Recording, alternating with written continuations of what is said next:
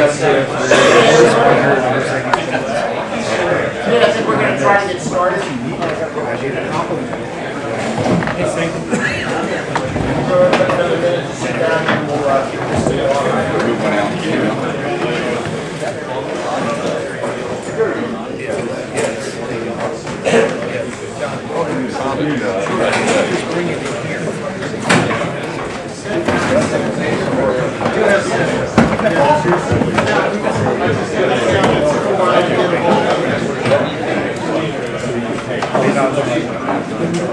I wanted to welcome everybody to Triumph Rescue and British Wiring.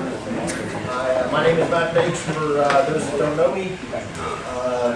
We started this company probably, I always forget, but it's probably been about 15, maybe 18 years ago, and it's progressively grown and morphed into a couple other businesses. So I did want to thank everybody for coming today. I know some of you guys have traveled pretty far to get here, so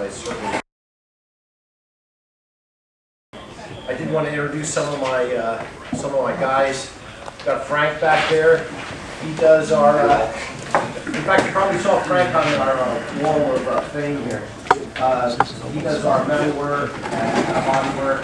Tom does painting and body work.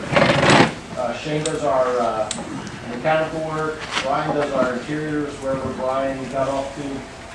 So then we have Mike Troy helps us part-time, and Ron Halinowski helps us part-time. So we got pretty much a full crowd. So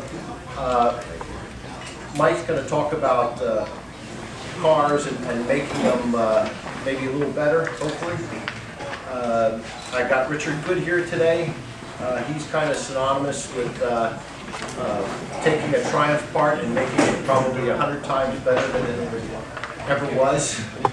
So he knows his subject very good.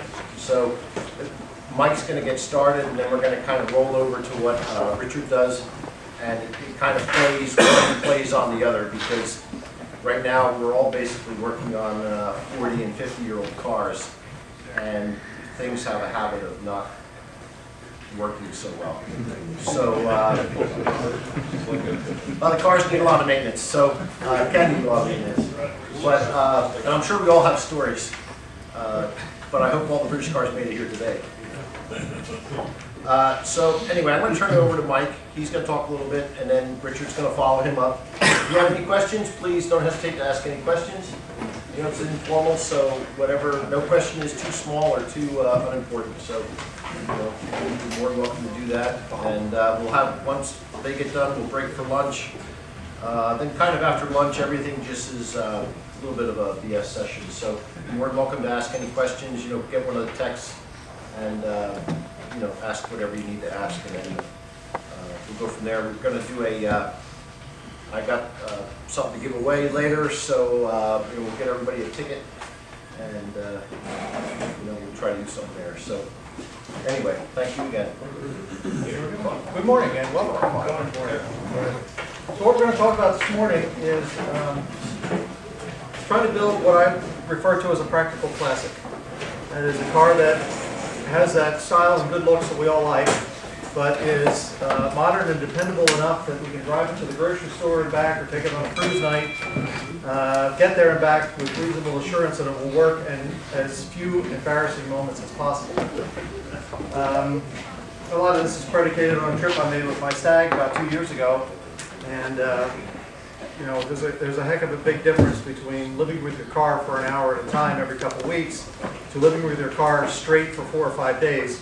Its shortcomings come right to the top very quickly, and there's the kinds of things that start to drive you crazy. So with that in mind, then I try to put together a list of some simple improvements that you can do within the envelope of the vehicle without changing its character too much, but at the same time can eliminate its quirks and make it a little bit easier to live with.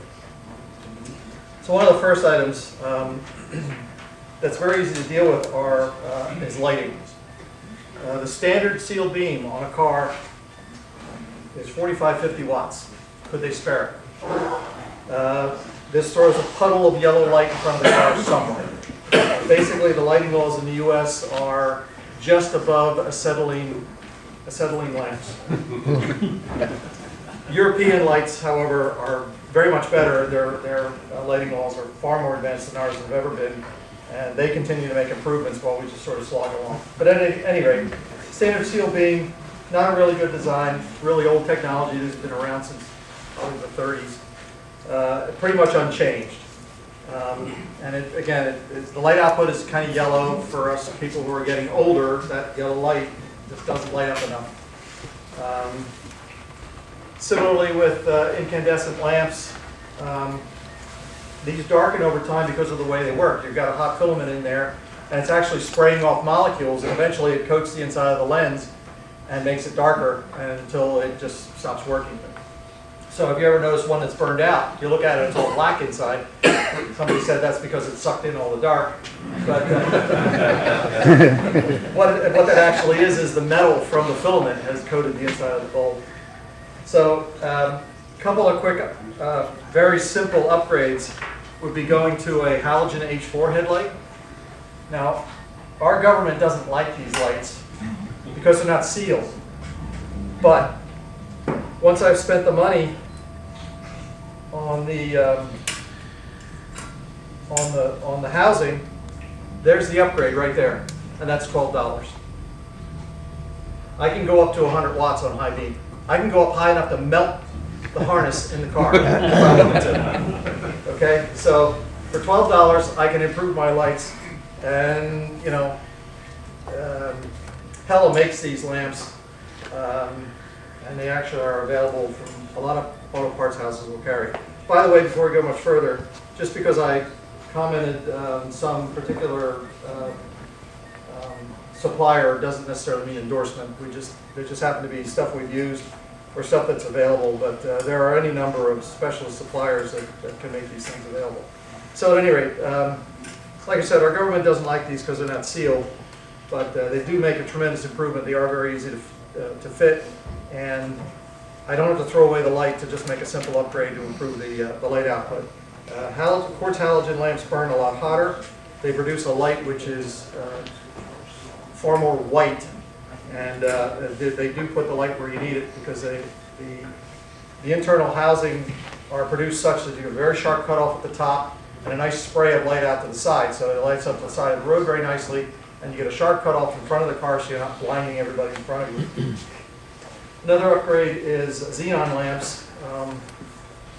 You see these on a lot of tuner cars today. They're very bright, almost blue. You can do those. Similar form factor. They generally require special drivers and a wire harness to operate them, but you'd be told they kind of dazzle oncoming drivers, and I wouldn't recommend them. As far as replacing things like the incandescent bulb, they make LEDs now for in pretty much any form factor for any application, from dash lights, stop lights, turn signals, marker lights, anything you want. The great thing about these is they have almost no power consumption, so they don't really add to the background load of the car. And they light up brighter and very quickly.